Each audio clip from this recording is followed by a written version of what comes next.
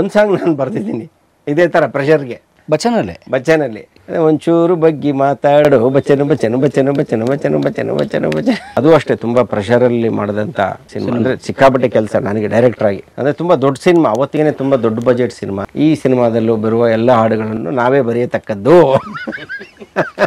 ಬೇರೆ ಯಾರಿಗೂ ಅವಕಾಶ ಕೊಡಲು ಆಗುವುದಿಲ್ಲ ಯಾಕೆಂದ್ರೆ ಪಾಕೆಟಲ್ಲಿ ದುಡ್ಡಿಲ್ಲ ಜಗವೇ ನೀನು ಗೆಳತಿಯೇ ಅದಾದ್ಮೇಲೆ ನೆಕ್ಸ್ಟ್ ಬಚ್ಚನ್ನಿಗೆ ಅಟೆಂಪ್ಟ್ ಮಾಡಕ್ ಹೋಗ್ಲಿಲ್ಲ ತುಂಬಾ ಪ್ರೆಷರ್ ಇದ್ದಂತ ಅಂದ್ರೆ ನಾನು ಹಾಡು ಬರಿಬೇಕು ಅಂತ ಯಾವತ್ತೂ ಡಿಸೈಡ್ ಆಗಲ್ಲ ನಾನು ಯಾಕೆಂದ್ರೆ ನಾನು ಬೇಸಿಕಲಿ ಡೈರೆಕ್ಟ್ರು ನನಗೆ ನನ್ನ ಸಿನಿಮಾ ಮುಖ್ಯ ಸಿನಿಮಾ ಗೆಲ್ಲೋದು ಮುಖ್ಯ ನಾನು ಹಾಡು ಬರೆಯೋದು ಮುಖ್ಯ ಆಗಲ್ಲ ನನಗೆ ನಾನು ಯಾವಾಗ ಹಾಡು ಬರಿತೀನಿ ಅಂದರೆ ಹೇಳಿದ್ನಲ್ಲ ಆ ಕಂಪೋಸ್ ಮಾಡೋ ಟೈಮಲ್ಲಿ ಏನಾದರೂ ತುಂಬ ಸೂಟ್ ಆಗುತ್ತೆ ಅನ್ನೋಂಥದ್ದು ನನಗೆ ಹೊಳೆದು ಅದನ್ನೇ ರಿಟರ್ನ್ ಮಾಡ್ಕೊಳ್ಳೋಣ ಅಂದ್ಕೊಂಡಾಗ ಆ ಹಾಡು ನಾನು ಸಾಹಿತಿಯಾಗಿ ಉಳ್ಕೊತೀನಿ ಕೆಲವೊಮ್ಮೆ ಏನೂ ಇಲ್ಲ ಟ್ಯೂನ್ ಮಾಡಿರ್ತೀವಿ ಅಂದಾಗ ನಾನು ಯಾವತ್ತೂ ಇಲ್ಲ ಬೇರೆ ಯಾರಾದರೂ ಬರೀಲಿ ನಮ್ಮದೇ ಯಾಕೆ ಅಂತ ಅಂದ್ಬಿಟ್ಟು ಬೇರೆಯವ್ರಿಗೆ ಅವಕಾಶ ಕೊಡ್ತೀನಿ ಲಿರಿಕ್ಸ್ ಬರೆಯೋದಕ್ಕೆ ಅದಕ್ಕೆಲ್ಲ ಅಂದರೆ ನೀವು ಲಿರಿಕ್ ಬರೆಯೋದು ಲಾಸ್ಟ್ ಆಪ್ಷನ್ ಅಂತ ನಾನು ಲಾಸ್ಟ್ ಆಪ್ಷನು ಎಲ್ಲೂ ಆಗ್ತಾ ಇಲ್ಲ ಅಂದಾಗ ಆಯಿತು ಬಿಡಮ್ಮ ನಾವಿದ್ದೀವಲ್ಲ ನಾವೇ ಬರ್ಕೊತೀವಿ ಅನ್ನೋ ಥರ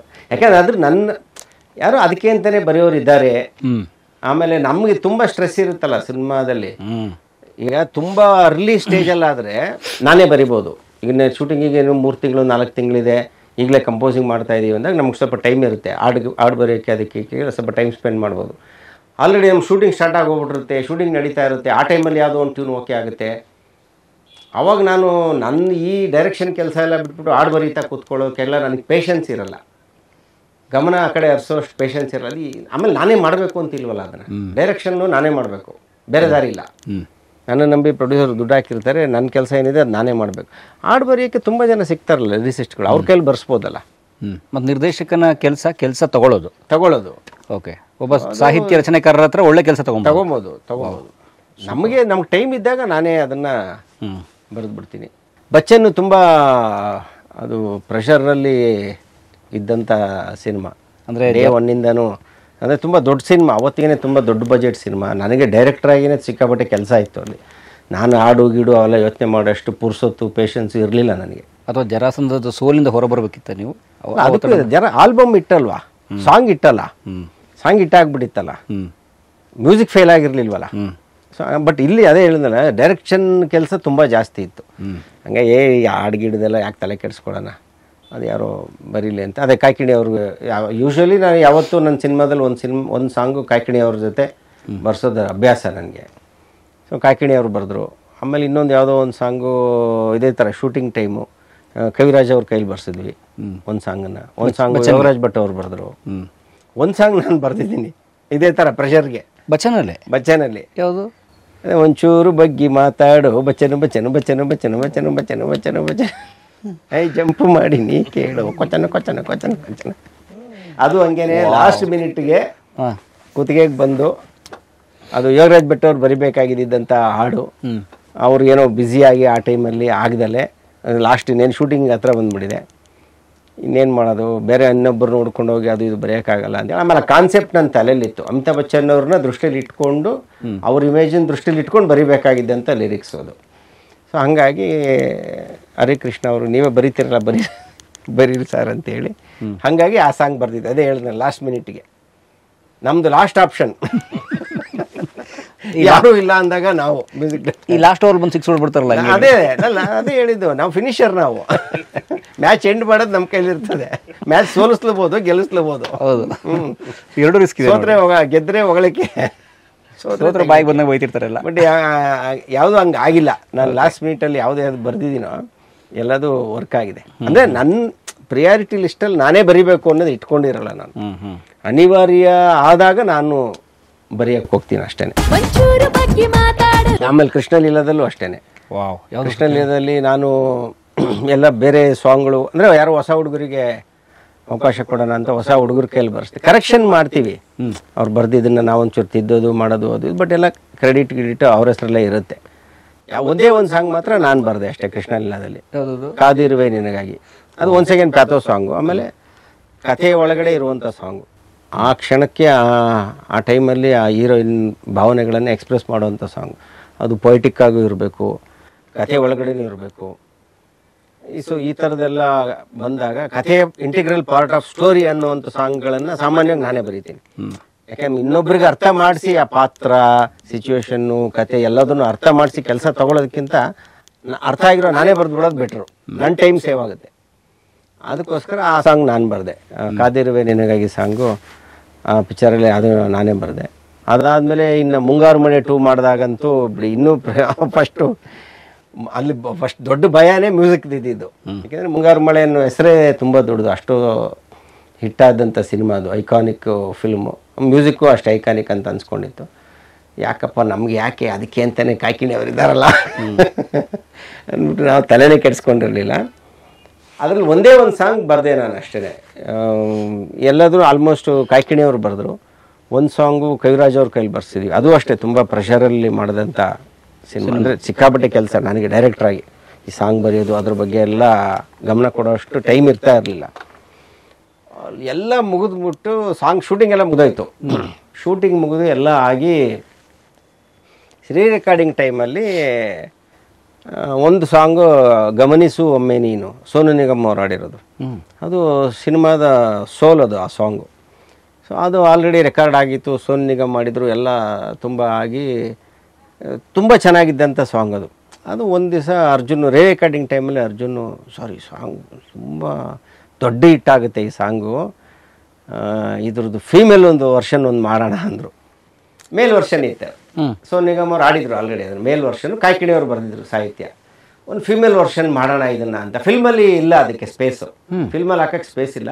ಬಟ್ ಆಡಿಯೋಗೆ ಅಂತ ಒಂದು ಮಾಡೋಣ ಫೀಮೇಲ್ ವರ್ಷನ್, ತುಂಬ ಚೆನ್ನಾಗಿರುತ್ತೆ ಫೀಮೇಲ್ ವರ್ಷನ್ನು ಇದು ಅಂತ ಅರ್ಜುನ್ ಅವರು ಒಂದು ಫೀಮೇಲ್ ವರ್ಷನ್ ಮಾಡೋಣ ಅಂತ ಹೇಳಿದ್ರು. ಒಂದು ಸಣ್ಣ ಪುಟ್ಟ ಚೇಂಜ್ ಮಾಡ್ತೀನಿ ಇನ್ಸ್ಟ್ರುಮೆಂಟೇಷನ್ನು, ಬೇರೆ ಒಂದು ಸಾಹಿತ್ಯ ಬರೆದ್ಬಿಟ್ರೆ ಒಂದು ಫೀಮೇಲ್ ಕಾಲ ಆಡ್ಸೋಣ ಅಂತ. ಆವಾಗ ಅಷ್ಟೊತ್ತಿಗೆ ಆಲ್ರೆಡಿ ಫುಲ್ಲು ಎಲ್ಲರೂ ಎಕ್ಸಾಸ್ಟೆಡ್ಡು, ಪ್ರೊಡ್ಯೂಸರು ಬಜೆಟು ಗಿಜೆಟ್ ಎಲ್ಲ ಎಕ್ಸಾಸ್ಟೆಡ್ಡು. ತಿರ್ಗಾ ಮತ್ತೆ ಇನ್ನೊಂದು ಸರಿ ಹೋಗಿ ಇನ್ನೊಬ್ಬ ಲಿರಿಕ್ ರೈಟ್ರಿಗೆ ಎಲ್ಲ ಮತ್ತು ದುಡ್ಡು ಕೊಡೋದು ಇದೆಲ್ಲ ಯಾಕೆ ಅಂತ ಅಂದ್ಬಿಟ್ಟು, ಸರಿ ಹೆಂಗಿದ್ರು ಫಿಲ್ಮಲ್ಲಿ ಇರಲ್ಲ, ಫೀಮೇಲ್ ವರ್ಷನ್ ತಾನೆ, ಒಂದು ಆಲ್ಬಮಿಗೆ ಬೇಕು ಅಂತ ತಾನೆ, ಆಯ್ತು ಬಿಡಿ ಅರ್ಜುನ್ ನಾನೇ ಬರ್ಕೊಡ್ತೀನಿ ಅಂತೇಳಿ ನಾನು ಬರೆದಿದ್ದೆ ಅದನ್ನು. ಫೀಮೇಲ್ ವರ್ಷನ್ 2 ಅವರ್ಸಲ್ಲಿ ಬರೆದಿದ್ದೆ ಅಷ್ಟೇ.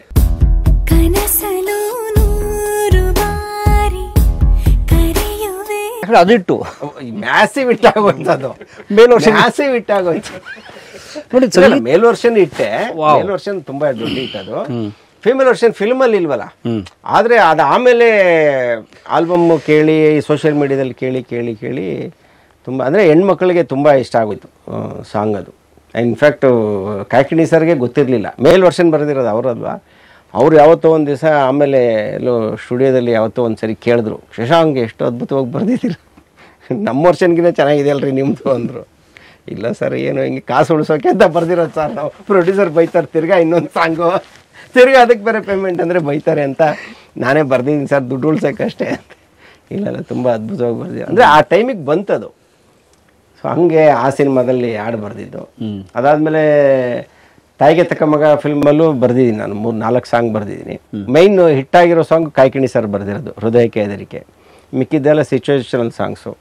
ಅದು ಫಿಲ್ಮೇ ವರ್ಕ್ ಆಗಿಲ್ಲ, ಇನ್ನು ಸಾಂಗಿನಲ್ಲಿ ವರ್ಕ್ ಆಗುತ್ತೆ. ಅದೊಂದು ವರ್ಕ್ ಆಗಲಿಲ್ಲ ಮ್ಯೂಸಿಕ್ ವಿಚಾರದಲ್ಲಿ. ತಾಯಿಗೆ ತಕ್ಕ ಮಗ ಮಾಡುವಾಗಲೂ ಕೂಡ ನೀವು ಯಾರು ಫ್ಲಾಪ್ ಸಿನಿಮಾ ಮಾಡಬೇಕು ಅಂತ ಮಾಡಿರಲ್ಲ.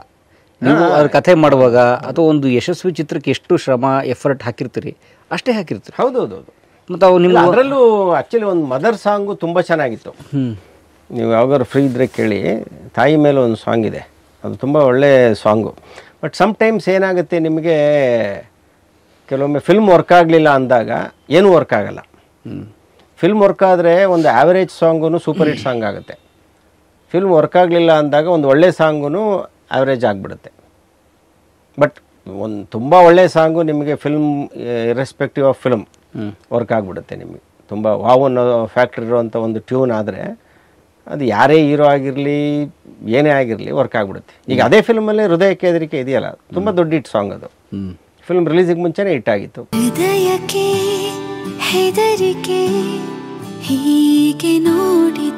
ಯಾಕೆಂದರೆ ಅಷ್ಟು ಚೆನ್ನಾಗಿತ್ತು, ಟ್ಯೂನ್ ಅಷ್ಟು ಚೆನ್ನಾಗಿತ್ತು, ಸಾಹಿತ್ಯ ಅಷ್ಟು ಚೆನ್ನಾಗಿತ್ತು, ಹಂಗೆ ವರ್ಕ್ ಆಯಿತು. ಅದಕ್ಕೆ ಹೇಳಿದ್ದೆ ಆಗಲೇ ಬಿಗಿನಿಂಗ್ ಹೇಳಿದೆ ಗೊತ್ತಾ, ಗುಡ್ ಸಾಂಗ್ಸ್ ವರ್ಕ್ ಆಗಲ್ಲ. ಅಲ್ಲಿಗೆ ಬಂದು ನಿಂತಿದ್ವಿ ಅಷ್ಟೊತ್ತಿಗೆ ಆಲ್ರೆಡಿ ನಾವು. ಒಂದು 2010ಗೆ ಲಾಸ್ಟು ಚೆನ್ನಾಗಿದೆ ಅನ್ನೋ ಸಾಂಗೂ ಹಿಟ್ಟಾಗ್ಬಿಡೋದು ದೊಡ್ಡದಾಗಿ. ಆವಾಗ ಅದಾದಮೇಲಿಂದ ಈ ಇನ್ಫ್ಲೋ ಜಾಸ್ತಿ ಆಯಿತು. ನೂರಾರು ಸಿನಿಮಾಗಳು, ಸಾವಿರಾರು ಹಾಡುಗಳು, ಎಲ್ಲ ಭಾಷೆ ಲೇಖಕರು, ಇದೆಲ್ಲ ಬಂದ ತಕ್ಷಣ ಏನಾಗೋಯ್ತು, ದಿ ಬೆಸ್ಟನ್ನ ಎಕ್ಸ್ಪೆಕ್ಟ್ ಮಾಡೋಕ್ಕೆ ಸ್ಟಾರ್ಟ್ ಮಾಡಿದ್ರು. ಅದೇ ಟ್ರಾನ್ಸಿಷನ್ ಪೀರಿಯಡ್ಡು 2010 ನಂತರ, 2010 ನಂತರ, 10-15 ನಂತರ. ಅಂದರೆ ಯಾವಾಗ ಇಂಟರ್ನೆಟ್ ಅನ್ನೋದು ಶುರು ಆಯ್ತಲ್ಲ, 2010, 12, 13 ಅಲ್ಲಿಂದನೇ ಈ ಇಂಟರ್ನೆಟ್ ಹಾವಳಿ ಜಾಸ್ತಿ ಶುರುವಾಗಿದ್ದು. ಯೂಟ್ಯೂಬು ಅದು ಇದೆಲ್ಲ ಅಲ್ಲಿವರೆಗೂ ಅಷ್ಟಾಗಿರಲಿಲ್ಲ. ಅವಾಗ ಒಂದು ಅವಾಗೆಲ್ಲ ಇನ್ನು CD ಕ್ಯಾಸೆಟ್ಟು ಅಲ್ಲೇ ಇತ್ತು. ಈ 15ರಿಂದ ಈಚೆಗೇನೆ ಇವೆಲ್ಲ ಶುರುವಾಗಿದ್ದು. ಸೊ ಅಲ್ಲಿ ತುಂಬ ಬರೋಕ್ಕೆ ಸ್ಟಾರ್ಟ್ ಆಗೋಯ್ತಲ್ಲ ಸಾಂಗ್ಸು, ಎಲ್ಲರಿಗೂ ಜಗತ್ತೇ ಚಿಕ್ಕದಾಗೋಯ್ತು. ಸ್ಮಾರ್ಟ್ ಫೋನ್ ಒಳಗಡೆ ಬಂದ್ಬಿಡ್ತು ಜಗತ್ತು. ಇಂಟರ್ನೆಟ್ಟು ಅದು ಇದೆಲ್ಲ ಬಂದಮೇಲೆ ಎಲ್ಲದನ್ನು ಕೇಳೋಕ್ಕೆ ಸ್ಟಾರ್ಟ್ ಮಾಡೋದು. ಅಲ್ಲಿಂದ ಕಾಂಪಿಟೇಷನ್ ಜಾಸ್ತಿ ಆದಮೇಲೆ ಗುಡ್ ಸಾಂಗ್ಸ್ ಅಲ್ಲಿಗೆ ವರ್ಕ್ ಆಗೋದು ನಿಲ್ತೋಯ್ತು ಅಲ್ಲಿಗೆ. ಅದಕ್ಕೆ ಮುಂಚೆ ಗುಡ್ ಸಾಂಗ್ಸ್ ಅನ್ನೋದು ದೊಡ್ಡ ಹಿಟ್ ಆಗೋದು. ಬಟ್ 2010ರಿಂದ ಈಚೆಗೆ ಗುಡ್ ಸಾಂಗ್ಸ್ ಹಿಟ್ ಆಗ್ತಾ ಇಲ್ಲ, ಬೆಸ್ಟ್ ಮಾತ್ರ ವರ್ಕ್ ಆಗೋದು. ಸೂಪರ್, ಟೆರಿಫಿಕ್, ವಾವ್, ಈ ಥರ ಫೀಲ್ ಕೊಡೋವಂಥ ಸಾಂಗ್ಗಳು ಮಾತ್ರ ವರ್ಕ್ ಆಗ್ತಾ ಇರೋದು ಈಗ. ಗುಡ್ ಸಾಂಗ್ಸ್ ಪಾಪ ತುಂಬ ಬರುತ್ತೆ, ಒಳ್ಳೆ ಸಾಂಗ್ಗಳು. ಬಟ್ ಜನಕ್ಕೆ ಏನಂದರೆ ಆಯ್ಕೆಗಳು ಜಾಸ್ತಿ ಇದೆಯಲ್ವಾ, ಬೆಸ್ಟೇ ಪಿಕ್ ಮಾಡ್ತಾರೆ ಅವರು. ಸಿಕ್ಕಾಪಟ್ಟೆ ಆಪ್ಷನ್ ಇದೆಯಲ್ಲ. ಕರೆಕ್ಟ್. ಇದಿಲ್ಲಾಂದರೆ 2 ಸೆಕೆಂಡ್ಗೆ ಚೇಂಜ್ ಚೇಂಜ್ ಅಷ್ಟೇ ಅಲ್ಲ. ಆಮೇಲೆ ಅಲ್ಲೇ ಇನ್ಸ್ಟೆಂಟಾಗಿ ಇಷ್ಟ ಆಗಬೇಕು ಅವನಿಗೆ. ಇಷ್ಟ ಆಗಲಿಲ್ಲ ಅಂದರೆ ಚೇಂಜ್ ಮಾಡಿ ಬೇರೆ ಸಾಂಗ್ ಕೇಳ್ತಾ ಇರ್ತಾನೆ. ಅಷ್ಟೊಂದು ಆಪ್ಷನ್ ಇದೆಯಲ್ಲ. ಸೊ ಹಂಗೆ ಆ ಥರ ಅಲ್ಲಿಂದನೇ ಸ್ಟಾರ್ಟ್ ಆಗಿದ್ದು ತಾಯಿಗೆ ತಕ್ಕ ಮಗ. ಅದು ನಮಗೂ ಅದೊಂದು ಲರ್ನಿಂಗ್ ಪ್ರಾಸೆಸ್ಸು. ಬರೀ ಒಳ್ಳೆ ಸಾಂಗ್ ಮಾಡಿದ್ರೆ ವರ್ಕ್ ಆಗಲ್ಲ, ಏನೋ ವಾವ್ ಅನ್ನೋ ಥರ ಸಾಂಗ್ ಮಾಡಬೇಕು. ಇಷ್ಟು ದಿನ ನಾವೇನು ಮಾಡ್ತಾ ಇದ್ವಲ್ಲ, ಒಳ್ಳೆ ಕೇಳೋಕ್ಕೆ ಒಂದು ಚೆನ್ನಾಗಿದೆ, ಹಿತವಾಗಿದೆ ಅನ್ನೋ ಥರದ್ದೊಂದು ಟ್ಯೂನು, ಅದಕ್ಕೊಳ್ಳೆ ಸಾಹಿತ್ಯ ಬರುತ್ತೆ ತಕ್ಷಣ ಸಾಂಗ್ ಇಟ್ಟಾಗಲ್ಲ. ಅದ್ರ ಮೇಲೊಂದು ಎಕ್ಸ್ಟ್ರಾ ಎಫರ್ಟ್ ಬೇಕು, ಏನೋ ಒಂದು ವಾವ್ ಫ್ಯಾಕ್ಟ್ರು ಟ್ಯೂನಲ್ಲಿ ಬೇಕು, ಲಿರಿಕ್ಸಲ್ಲೂ ಒಂದು ವಾವ್ ಫ್ಯಾಕ್ಟ್ರು ಬೇಕು, ಈ ಥರದ್ದು ಬೇಕು ಅಂತ ಆವಾಗಲೇ ರಿಯಲೈಸ್ ಆಗಿದ್ದು ನಮಗೂ. ಚೇಂಜ್ ಆಯಿತು, ನಾವು ಚೇಂಜ್ ಆಗಬೇಕು ಅಂತ. ಅದ್ರದ್ದು ಎಫೆಕ್ಟೇ ಜಗವೇ ನೀನು. ವಾವ್. ಅಂದರೆ ಇಲ್ಲ ಸಾಲಲ್ಲ ಇನ್ನೂ, ಅಂದರೆ ಲಿರಿಕ್ಸಲ್ಲಿ ಇನ್ನೂ ಎಕ್ಸ್ಟ್ರಾ ಅಡಿಷನಲ್ ಪಂಚಬೇಕು, ಟ್ಯೂನಲ್ಲಿ ಅಡಿಷನಲ್ ಪಂಚಬೇಕು. ಅದಕ್ಕೊಬ್ಬ ಯಾರೋ ಒಬ್ಬ ಸಿಂಗರು ಹೊಸದಾಗಿ ಏನೋ ಒಂದು ಉಸಿರು ತುಂಬಬೇಕು, ನೆಕ್ಸ್ಟ್ ಲೆವೆಲಿಗೆ ತೊಗೊಂಡೋಗ್ಬೇಕು. ಈ ಥರದ್ದೆಲ್ಲ ಥಾಟ್ಸು ಅದನ್ನೆಲ್ಲ ಅನಲೈಸ್ ಮಾಡಿ ಏನು ವರ್ಕ್ ಆಗ್ತಾ ಇದೆ, ಅದೊಂದು ಕಂಟಿನ್ಯೂಸ್ ಪ್ರಾಸೆಸ್ ಅಲ್ಲ ಅದು. ಸಿನಿಮಾ ಆಗಿ ಡೈರೆಕ್ಟ್ರಾಗಿನೂ ಪ್ರಾಸೆಸ್ ಅದು. ಏನು ವರ್ಕ್ ಆಗ್ತಾ ಇದೆ, ಏನು ವರ್ಕ್ ಆಗ್ತಾ ಇಲ್ಲ ಅನ್ನೋದು ತಿಳ್ಕೊಳ್ಳೋದು. ಆಸ್ ಎ ಸಾಂಗ್ಸ್ ಅಂತ ಬಂದಾಗ್ಲೂ ಅನಲೈಸ್ ಮಾಡ್ತಾನೆ ಇರಬೇಕು. ಯಾವ ಥರ ಸಾಂಗ್ಸ್ ವರ್ಕ್ ಆಗ್ತಾ ಇದೆ ಇವತ್ತು, ಯಾಕೆ ಆಗ್ತಾ ಇದೆ. ಆ ಅನಲೈಸ್ ಇನ್ ಪ್ರಾಸೆಸ್ಸಲ್ಲಿ ಒಂದಷ್ಟು ವಿಚಾರಗಳು ಗೊತ್ತಾಗುತ್ತೆ. ಕರೆಕ್ಟಾಗಿರೋ ವಿಚಾರ ಗೊತ್ತಾದರೆ ನಾವು ತಗೊಳ್ಳೋ ಡಿಸಿಷನ್ ಕರೆಕ್ಟಾಗಿರುತ್ತೆ. ವಿಚಾರಗಳನ್ನೇ ತಪ್ಪಾಗಿ ಅರ್ಥ ಮಾಡ್ಕೊಂಡ್ರೆ ನಾವು ಮತ್ತೆ ತಪ್ಪು ಮಾಡ್ತೀವಿ. ಸೊ ಕರೆಕ್ಟಾಗಿ ಹಿಟ್ಟಾಗಿದೆ ಅಂದರೆ ಕರೆಕ್ಟಾಗಿ ಯೋಚನೆ ಮಾಡಿದ್ದೀವಿ, ಕರೆಕ್ಟಾಗಿ ಡಿಸಿಷನ್ ತೊಗೊಂಡಿದ್ದೀವಿ ಅಂತ. ಹಾಗಾದರೆ ಯಶಸ್ಸೇ ಮಾನದಂಡ? ಅದು ಅಫ್ಕೋರ್ಸ್. ಅದು ಬಿಟ್ಟರೆ ಇನ್ನೇನಿದೆ, ಗೆಲುವೇ ಮಾನದಂಡ. ಗೆಲುವು ಅಲ್ಲ, ಚೆನ್ನಾಗಿದ್ದರೆ ಗೆದ್ದೇ ಗೆಲ್ಲುತ್ತಲ್ವಾ. ಯಶಸ್ಸಿಗೆ ಸಿಗೋದೇ ಕ್ವಾಲಿಟಿ ಇದ್ರೆ ತಾನೆ. ಕ್ವಾಲಿಟಿ ಇಲ್ದಲೇ ಯಶಸ್ಸು ಸಿಗೋಲ್ವಲ್ಲ. ಎಸ್. ಆ ಕ್ವಾಲಿಟಿಯ ಏನು ಅಳತೆಗೋಲು ಚೇಂಜ್ ಆಗ್ತಾ ಇರುತ್ತೆ. ಸ್ವಲ್ಪ ಟೈಮ್ ಟು ಟೈಮ್ ಚೇಂಜ್ ಆಗ್ತಾ ಇರುತ್ತೆ. ಇವತ್ತಿದ್ದಂಥ ಅಳತೆಗೋಲು ಇನ್ನೊಂದು 3 ವರ್ಷಕ್ಕೆ ಇರಲ್ಲ. ಅಲ್ಲೇನೋ ಬದಲಾವಣೆ ಆಗಿರುತ್ತೆ ಮ್ಯೂಸಿಕಲ್ಲಿ. ಅದರ ಟ್ಯೂನ್ ಮಾಡೋ ರೀತಿಯಲ್ಲಾಗಿರ್ಬೋದು, ಪ್ರೋಗ್ರಾಮಿಂಗ್ ರೀತಿಯಲ್ಲಾಗಿರ್ಬೋದು, ಅದೆಲ್ಲ ಚೇಂಜ್ ಆಗ್ತಾ ಇರುತ್ತೆ. ಅದಕ್ಕೆ ತಕ್ಕಂಗೆ ನಾವು ಒಪ್ಕೋಬೇಕು. ಹೊಸ ಥರದ ಸೌಂಡಿಂಗು ಅದೆಲ್ಲ ನಾವು ಮಾಡಬೇಕು. ಮಾಡಿದ್ರೆ ಎಗೇನ್ ಆ್ಯಂಡ್ ಎಗೇನ್ ನಾವು ಹಿಟ್ ಸಾಂಗ್ಗಳನ್ನು ಕೊಡೋಕ್ಕಾಗುತ್ತೆ. ಯಾರೇ ಆಗಿರ್ಬೋದು, ಮ್ಯೂಸಿಕ್ ಡೈರೆಕ್ಟರ್ ಆಗಿರ್ಬೋದು, ಡೈರೆಕ್ಟರ್ಗಳಾಗಿರ್ಬೋದು, ಲಿರಿಸಿಸ್ಟ್ ಆಗಿರ್ಬೋದು. ಜಗವೇ ನೀನು. ಸೊ ಜಗವೇ ಬಗ್ಗೆ ಹೇಳ್ತಿದ್ರಿ. ಜಗವೇ ಅಂದ್ರೆ ಮಾಡಿದ್ದು ಒತ್ತಡಕ ಅಥವಾ ಇಲ್ಲ? ಜಗವೇ ನೀನು ಬಿಗಿನಿಂಗಿಂದನೇ, ಅದು ಆ ಪಿಕ್ಚರ್ಗೆ ಮಾತ್ರ ಬಿಗಿನಿಂಗಿಂದನೇ ನಾನೇ ಲಿರಿಸಿಸ್ಟ್ ಅಂತ ಫಿಕ್ಸ್ ಆಗಿಬಿಟ್ಟಿದ್ದೆ ನಾನು. ಯಾಕೆಂದರೆ ಕಡಿಮೆ ಬಜೆಟ್ ಪಿಕ್ಚರು. ಸೊ ನಮ್ಮದೇ ಪ್ರೊಡಕ್ಷನ್ ಬೇರೆ, ಎಲ್ಲ ಮ್ಯೂಸಿಕ್ ಡೈರೆಕ್ಟ್ರು ಎಲ್ಲದಕ್ಕೂ ಕಮ್ಮಿ. ಕೋವಿಡ್ ನಂತರ ಅವಾಗ ಒಂಥರ ಸ್ಕೇರಿ ಸಿಚುವೇಶನ್ ಅಲ್ವಾ. ಸಿನಿಮಾ ಮಾಡೋದೇ ಒಂದು ದೊಡ್ಡ ರಿಸ್ಕು ಅನ್ನೋ ಒಂದು ಮೂಡಿದ್ದಂಥ ಪೀರಿಯಡ್ ಅದು. 21 ಅವಾಗ ತಾನೇ ಜಸ್ಟ್ ಕೋವಿಡ್ ಮುಗಿದಿತ್ತು. ಸೊ ಎಷ್ಟು ಕಡಿಮೆ ಬಜೆಟಲ್ಲಿ ಸಿನಿಮಾ ಮಾಡ್ತೀವೋ, ಎಷ್ಟು ಸೇಫಾಗಿ ಮಾಡ್ತೀವೋ ಅಷ್ಟು ಒಳ್ಳೆಯದು. ಆ ಮೂಡ್ ಇದ್ದಂಥ ಟೈಮ್ ಅದು. ಸ್ವಲ್ಪ ಹಣ ಉಳಿಸಿದಷ್ಟು rupee saved is rupee earned ಅನ್ನೋ ಥರ ಟೈಮು. ಸೊ ಮತ್ತು ಅದಕ್ಕೆ ಇನ್ನೊಂದು ಲಿರಿಸಿಸ್ಟು ಅದು ಇದು ಅಂತೆಲ್ಲ ಪೇಮೆಂಟ್ ಕೊಟ್ಟರೆ ಬಜೆಟ್ ಜಾಸ್ತಿ ಆಗುತ್ತೆ ಅನ್ನೋ ಕಾರಣಕ್ಕೆ ಅದು ಮುಂಚೆನೇ ಫಿಕ್ಸ್ ಆಗಿಬಿಟ್ಟಿದ್ದೆ ನಾನು. ಈ ಸಿನಿಮಾದಲ್ಲೂ ಬರುವ ಎಲ್ಲ ಹಾಡುಗಳನ್ನು ನಾವೇ ಬರೆಯತಕ್ಕದ್ದು, ಬೇರೆ ಯಾರಿಗೂ ಅವಕಾಶ ಕೊಡಲು ಆಗುವುದಿಲ್ಲ. ಯಾಕೆಂದರೆ ಪಾಕೆಟಲ್ಲಿ ದುಡ್ಡಿಲ್ಲ. ಮೊದಲೇ ಡಿಸ್ಕ್ಲೈಮರ್. ಹಂಗಾಗಿ ಅರ್ಜುನ್ ಅವ್ರಿಗೆ ಗುರುವೇ ಹೇಳಿ ನೋಡಿ ಬರ್ಕೊಂಬಂದಿದ್ದೀವಿ, ಇದಕ್ಕೆ ಮಾಡಿಬಿಡಿ ಹೋಮ್ ವರ್ಕ್ ಥರ. ಸೊ ಹಂಗೆ ಜಗವೇ ನೀನು ಹಂಗೆ ಹುಟ್ಟಿದ್ದು. ಅದರಲ್ಲಿ 3 ಸಾಂಗ್ ಇದೆ, 3 ಸಾಂಗು ನಾನೇ ಬರೆದಿರೋದು. ಆಮೇಲೆ ಒಂದು ಮಾಡಿದ್ವಿ, ಒಂದೇ ಒಂದು ಪ್ರಮೋಷನಲ್ ಸಾಂಗ್ ಮಾಡಿದ್ವಿ ಲಾಸ್ಟಲ್ಲಿ. ಅದು ಪ್ರಮೋಷನಲ್ ಸಾಂಗು ನಾವೇ ಬರೆಯೋದು ಬೇಡ ಅಂತ ಯುವರಾಜ್ ಭಟ್ಟರ್ ಒಂದೇ ಒಂದು ಸಾಂಗು ಸ್ವಲ್ಪ ಬಿಡಿಸ್ತಾರ ಅಂತ ಯುವರಾಜ್ ಭಟ್ಟರ್ ಕೈಯಲ್ಲಿ ಬರ್ಸಿದ್ದೆ ಅಷ್ಟೇ ಪ್ರಮೋಷನಲ್ ಸಾಂಗ್. ಬಟ್ ಸಿನಿಮಾದಲ್ಲಿ ಇದ್ದಂಥ 3 ಸಾಂಗು ನಾನೇ ಬರೆದಿದ್ದು. ಅದಾದಮೇಲೆ ನೆಕ್ಸ್ಟು ಲವ್ 360 ನೀವು ಅನ್ಕೊಂಡಾಗ ವರ್ಕ್ ಆಗಲಿಲ್ಲ. ಚೆನ್ನಾಗಾಯ್ತಲ್ಲ, ಆಯಿತು, ಚೆನ್ನಾಗಾಯ್ತು. ಕೋವಿಡ್ ಟೈಮು ಆ ಟೈಮಿಗೆ ಅದೇನು ಅದಕ್ಕೇನು ಸಲ್ಲಬೇಕಾಗಿತ್ತು ಅವು ಮರ್ಯಾದೆ ಸಿಕ್ತು. ಇನಿಷಿಯಲಿ ಸ್ವಲ್ಪ ಹಿಕಪ್ಸ್ ಇತ್ತು, ಬಟ್ ಆಮೇಲೆ ಸ್ವಲ್ಪ ಗ್ರ್ಯಾಜುವಲಿ ಅಂದರೆ ಥಿಯೇಟ್ರಿಕಲಿ ನಾವು ಅಂದ್ಕೊಂಡಂಗೆ ಆಗಲಿಲ್ಲ. ನಮ್ಮ ಎಕ್ಸ್ಪೆಕ್ಟೇಷನ್ ರೀಚ್ ಆಗಲಿಲ್ಲ, ಕಲೆಕ್ಷನ್ ವೈಸ್ ರೀಚ್ ಆಗಲಿಲ್ಲ. ನಾವೇನು ಎಕ್ಸ್ಪೆಕ್ಟ್ ಮಾಡೋದು ಅಷ್ಟು ರೀಚ್ ಆಗಲಿಲ್ಲ. ಬಟ್ ಬೇಸಿಕ್ ಇದಕ್ಕೆಲ್ಲ ಏನು ಸಮಸ್ಯೆ ಆಗಿಲ್ಲ.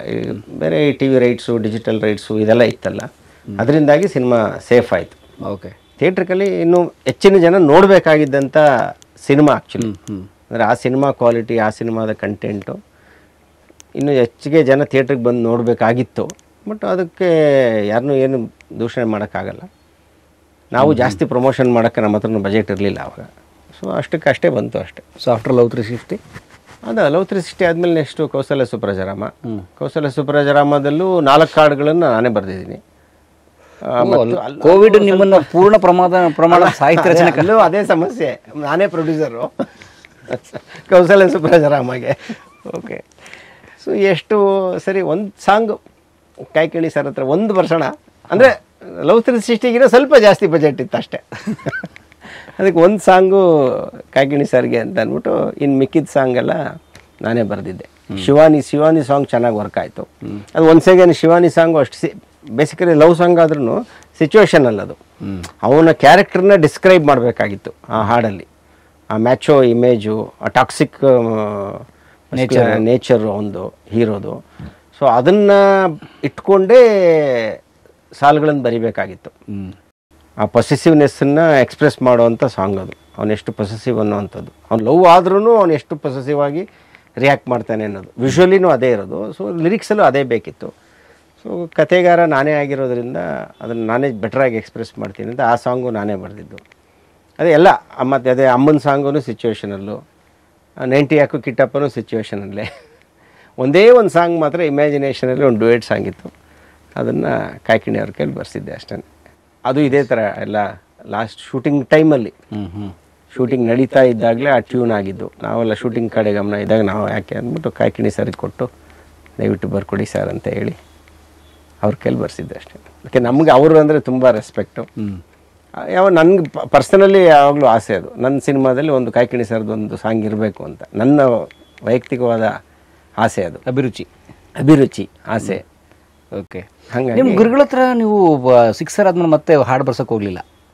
ಮ್ಯೂಸಿಕ್ ಡೈರೆಕ್ಟರ್ಗಳು ಎಲ್ಲ ಚೇಂಜ್ ಆದರು, ಅದ್ರ ಪ್ರಿಯಾರಿಟಿಗಳು ಚೇಂಜ್ ಆಯಿತು. ಆಮೇಲೆ ಅವರೇ ಮ್ಯೂಸಿಕ್ ಆದಾಗ ಅವ್ರ ಸಾಂಗ್ ಬರೆಯೋದು ಅದೆಲ್ಲ ಬರೀತಾರೆ. ಬೇರೆ ಮ್ಯೂಸಿಕ್ ಡೈರೆಕ್ಟ್ರು ಅಂದರೆ ಗೊತ್ತಿಲ್ಲ, ನಾವು ಯಾವತ್ತೂ ಹೋಗಿ ಅದ್ರ ಹತ್ರ ಕೇಳಿಲ್ಲ. ಆಮೇಲೆ ಇದು ಹೇಳಿದ್ನಲ್ಲ, ಈ ಥರದ್ದು ಏನೇನೋ ನಮ್ಮದೇ ಸಮಸ್ಯೆಗಳ ಮಧ್ಯದಲ್ಲಿ ಸಿಗಾಕೊಂಡ್ಬಿಡ್ತೀವಲ್ಲ. ಓಕೆ, ಆಮೇಲೆ ಎಲ್ಲ ಈ ಕೆಲವೊಂದು ಮ್ಯೂಸಿಕ್ ಡೈರೆಕ್ಟರ್ಗಳಿಗೆ ಅವರು ಸಜೆಸ್ಟ್ ಮಾಡ್ತಾರೆ ಪ್ರಿಯಾರಿಟಿ ವೈಸ್. ಅಂದರೆ ಅವ್ರಿಗೆ ಯಾವ್ದು ಕನೆಕ್ಟ್ ಆಗಿರುತ್ತೋ, ಯಾವ್ದು ವರ್ಕ್ ಆಗಿರುತ್ತೋ ಅದನ್ನು ಅವ್ರ ಕೈಯಲ್ಲಿ ಬರ್ಸೋಣ ಅಂತಾರೆ. ಈಗ ಮನೋಮೂರ್ತಿಗೆ ನಾನು ಹೇಳಿದ್ನಲ್ಲ, 2ನೇ ಸಿನಿಮಾಗೇನೆ ಮನೋಮೂರ್ತಿಯವ್ರ ಮ್ಯೂಸಿಕ್ಕು. ಮನೋಮೂರ್ತಿಯವ್ರಿಗೆ ಅವ್ರ ಮ್ಯೂಸಿಕ್ ಮಾಡೋದು ಎಷ್ಟು ಇಂಪಾರ್ಟೆಂಟು, ಅವ್ರ ಮ್ಯೂಸಿಕ್ಕಿಗೆ ಕಾಯ್ಕಿಣಿ ಅವ್ರ ಸಾಹಿತ್ಯ ಬರೋದು ಅವ್ರಿಗೆ ಅಷ್ಟೇ ಇಂಪಾರ್ಟೆಂಟು. ಸೊ ಅವ್ರದ್ದು ಇನ್ಸಿಸ್ಟ್ ಮಾಡಿದ್ರೆ ವರ್ಕ್ ಆಗ್ತಾ ಇತ್ತಲ್ವಾ, ವರ್ಕ್ ಆಗಿತ್ತು. ಅವರಿಬ್ಬರು ಕಾಂಬಿನೇಷನಲ್ಲಿ ವರ್ಕ್ ಆಗಿದ್ದು, ಆ ಜೋಡಿ ವರ್ಕ್ ಆಗಿತ್ತಲ್ಲ. ಸೊ ಯಾಕೆ ವರ್ಕ್ ಆಗಿರೋ ಕಾಂಬಿನೇಷನ್ ಯಾಕೆ ಬ್ರೇಕ್ ಮಾಡಬೇಕು? ಕೆಮಿಸ್ಟ್ರಿ ಚೆನ್ನಾಗಿದೆ ಅಂದಾಗ ಸೊ ಕಾಯ್ಕಿಣಿ ಸರೇ ಬರೋದೇ ಚೆನ್ನಾಗಿರೋದಲ್ಲ ಅಂತ ಅವರು ಹೇಳ್ತಾರೆ. ಆಮೇಲೆ ನಮಗೂ ಅನಿಸುತ್ತೆ, ಪ್ರೊಡ್ಯೂಸರ್ಗೂ ಅನಿಸುತ್ತೆ, ಡೈರೆಕ್ಟರ್ಗೂ ಅನಿಸುತ್ತೆ, ಅವ್ರ ಕಾಂಬಿನೇಷನ್ ಚೆನ್ನಾಗಿದೆಯಲ್ಲಪ್ಪ, ಮತ್ತೆ ಯಾಕೆ ಬೇರೆಯವ್ರು ನೋಡ್ತೀರಾ ಅಂತಾರೆ. ಚೆನ್ನಾಗಿದ್ದಾಗ ಅದನ್ನೇ ಬಿಟ್ಬಿಡ್ಬೇಕು ನಾವು, ಯಾಕೆ ನಾವು ಅದನ್ನು ಬ್ರೇಕ್ ಮಾಡೋಕ್ಕೆ ಹೋಗ್ಬೇಕು? ಅಲ್ಟಿಮೇಟ್ಲಿ ಸಿನಿಮಾಗೆಲ್ಲ ತಾನೇ ಇಂಪಾರ್ಟೆಂಟು, ಯಾರು ಬರೆದ್ರು ಏನು ಮಾಡಿದ್ರು ಅದೆಲ್ಲ ಯಾವುದೂ ಇಂಪಾರ್ಟೆಂಟ್ ಅಲ್ಲ. ಫೈನಲ್ ರಿಸಲ್ಟ್ ಏನಾಯಿತು ಅಷ್ಟೇ ಮುಖ್ಯ. ಅದಕ್ಕೋಸ್ಕರ ಅಷ್ಟು ಕೆಲಸ ಅಷ್ಟೇ. ಸೂಪರ್. ಸೊ ಆ ಗೆಲುವಿಗಾಗಿ ಬ್ರಾಟ್ ಕಾಯ್ತಾ ಇದೆ. ಹೌದು, ಈಗ 2 ಸಾಂಗು ಇಟ್ಟಾಗಿದೆ. ಒಂದು ನಾನು ಬರೆದಿರೋದು, ಒಂದು ನಮ್ಮ ಬಾಳು ಬೆಳಗುಂದಿ ಬರೆದಿರೋದು. ಹುಟ್ಟದಿ ನೀನು ತಳ್ಳನ ಲಂಗ ನೋಡಿರ ಸಾಕ ಬೆನ್ ಹತ್ತಂಗ ಗಂಗಿ. ನೋಡಿ ಅದು ಅಷ್ಟೇ, ಬಾಳು ಬೆಳಗುಂದಿ ಆ ಸಾಂಗು ಒಂದು ಕಮರ್ಷಿಯಲ್ ಸಾಂಗು ಬೇಕು ಅಂತ ಅಂದಾಗ ಒಂದು ಐಟಮ್ ಸಾಂಗು ಆಮೇಲೆ ಉತ್ತರ ಕರ್ನಾಟಕದ ಭಾಷೆನಲ್ಲೇ ಮಾಡಬೇಕು ಅಂತ ಅಂದ್ಕೊಂಡೆ ನಾನು. ಒಂದು ಸಾಂಗು ಆ ಭಾಷೆನಲ್ಲಿ ಇರಲಿ, ಸ್ವಲ್ಪ ಆ ಭಾಗದ ಜನ ಜಾಸ್ತಿ ಕನೆಕ್ಟ್ ಆಗ್ತಾರೆ ಅವ್ರ ಭಾಷೆನಲ್ಲೇ ಇದ್ದರೆ ಅಂತ. ಅವಾಗ ಉತ್ತರ ಕರ್ನಾಟಕದ ಭಾಷೆ ಮೇಲೆ ನನಗಿಡ್ತಾ ಇಲ್ವಲ್ಲ, ಸಾಹಿತ್ಯ ಬರಿಬೋದು ಬಟ್ ಆ ಭಾಷೆಯ ಸೊಗಡು ನನಗೆ ಮೇಲ್ನೋಟಕ್ಕೆ ಗೊತ್ತು. ಸರ್ಫೇಸ್ ಲೆವೆಲಲ್ಲಿ ಉತ್ತರ ಕರ್ನಾಟಕ ಭಾಷೆ ನಾನು ಮಾತಾಡಬಲ್ಲೆ, ಆದರೆ ಅದ್ರ ಮೇಲೆ ಕಮಾಂಡ್ ಇಲ್ವಲ್ಲ. ಮತ್ತು ಅದು ಸಣ್ಣ ಡೀಟೇಲ್ಸ್ ಇರುತ್ತೆ, ಸಣ್ಣ ಡೀಟೇಲ್ಸ್ ಇರುತ್ತೆ. ಸೊ ನಮ್ಗೆ ಕಮಾಂಡ್ ಇಲ್ದಲೇ ಇರೋದು, ನಮ್ಗೆ ಗೊತ್ತಿಲ್ಲದಲೇ ಇರೋ ಕೆಲಸ ಮಾಡಬಾರ್ದು ನಾವು ಅನ್ನೋದು ನನ್ನ ವೈಯಕ್ತಿಕ ಅಭಿಪ್ರಾಯ ಯಾವಾಗಲೂ. ಹಾಗಾಗಿ ಸೊ ಇಲ್ಲ, ಅದಕ್ಕೆ ಯಾರಾದರೂ ಎಕ್ಸ್ಪರ್ಟ್ ಅದೇ ಭಾಗದವರೇ ಯಾರಾದರೂ ಬರೀಬೇಕು ಅಂತ ಯೋಚನೆ ಮಾಡುವಾಗ ಬಾಳು ಬೆಳಗುಂದಿ ಕಾಣಿಸಿದ್ರು. ಅವ್ರನ್ನೇ ಕರ್ಕೊಂಡ್ಬಂದು, ಅದು ಅಷ್ಟೇ ಅವರು ಸಾಹಿತ್ಯ ಬರೆದ ಮೇಲೆ ಅದಕ್ಕೆ ಟ್ಯೂನ್ ಮಾಡಿರೋದು ಅರ್ಜುನ್. ಓಕೆ. ಮತ್ತು ಹಾಡಿದ್ದು ಬಾಳು ಅವರೇ? ಅದು ಮುಂಚೆನೇ ಫಿಕ್ಸ್ ಆಗಿತ್ತು, ಅವ್ರು ಬರೀತಾರೆ ಅಂದಮೇಲೆ ಅವರೇ ಆಡಬೇಕು. ಅಥವಾ ನೀವೇನಾದರೂ ಈ ಹಿತ್ತಲಕ ಕರಿಬೇಡ ಮಾವಾದ ಯಶಸ್ಸಿನಿಂದ ಏನಾದ್ರು ಇನ್ಸ್ಪೈರ್ ಆದ್ರೆ ಬಾಳು ಕರ್ಕೋಬೇಕಂದ್ರೆ ಅಲ್ಲಿ ಮಾಳು ಅವರು ಬಂದಿದ್ರಲ್ಲಿ, ಆದರೆ ಆ ಥರ ಬಟ್ರ್ ಟ್ರೈ ಮಾಡಲ್ಲ. ಅದು ಫಸ್ಟು ಅಂದ್ಕೊಂಡಾಗ ಫಸ್ಟು ಇರಲಿಲ್ಲ, ಈ ಸಾಂಗನ್ನು ಉತ್ತರ ಕರ್ನಾಟಕ ಭಾಷೆಯಲ್ಲಿ ಮಾಡಬೇಕು ಅನ್ನೋ ಐಡಿಯಾ ಇರಲಿಲ್ಲ ನನಗೆ. ಫಸ್ಟ್ ಆ್ಯಕ್ಚುಲಿ ನಾವೇ ಒಂದು 2-3 ಟ್ಯೂನ್ ಮಾಡಿದ್ವಿ, ಒಂದು ಐಟಮ್ ಸಾಂಗು ಅಂತ ಅಂದ್ಬಿಟ್ಟು. ಅರ್ಜುನ್ ಬೇರೆ ಒಂದಷ್ಟೆಲ್ಲ ಟ್ಯೂನ್ ಮಾಡಿದ್ರು, ನಾನು ಒಂದಷ್ಟೆಲ್ಲ ಲಿರಿಕ್ ಬರೆದಿದ್ದೆ. ಅದಕ್ಕೆ ಏನೋ ವರ್ಕ್ ಆಗ್ತಾ ಇಲ್ಲ ಸಾಂಗು ಅನ್ನಿಸ್ತು, ಏನೋ ಒಂದು ಪಂಚ್ ಸಿಗ್ತಾ ಇಲ್ಲ, ವರ್ಕ್ ಆಗ್ತಾ ಇಲ್ಲ, ಏನೋ ಬೇರೆ ಬೇಕು ಅಂದಾಗ ಆಮೇಲೆ ಡಿಸೈಡ್ ಮಾಡಿದ್ದು, ಇಲ್ಲ ನಮ್ಮ ರೆಗ್ಯುಲರ್ ಈ ಕನ್ನಡದಲ್ಲೇ ಸಾಂಗ್ ಮಾಡೋದು ಬೇಡ. ಈಗ ಆಲ್ರೆಡಿ 3 ಸಾಂಗ್ ಇದೆ ಫಿಲ್ಮಲ್ಲಿ, ಎಲ್ಲ ಅದೇ ಥರ ಇರುತ್ತಲ್ಲ, ಒಂದು ಸ್ವಲ್ಪ ಬೇರೆ ಸಾನರ್ಗೆ ಹೋಗೋಣ, ಒಂಚೂರು ಫನ್ ಎಲಿಮೆಂಟ್ ಇಟ್ಕೊಂಡು ಮಾಡೋಣ ಅಂತ ಡಿಸೈಡ್ ಮಾಡಿದ್ವಿ. ಸ್ವಲ್ಪ ಏನೋ ಒಂಚೂರು ತಮಾಷೆ ಇರಲಿ, ಸೀರಿಯಸ್ ಆಗಿರೋ ಐಟಮ್ ಸಾಂಗ್ ಬೇಡ, ತಮಾಷೆ ಇರೋವಂಥದ್ದು ಮಾಡೋಣ.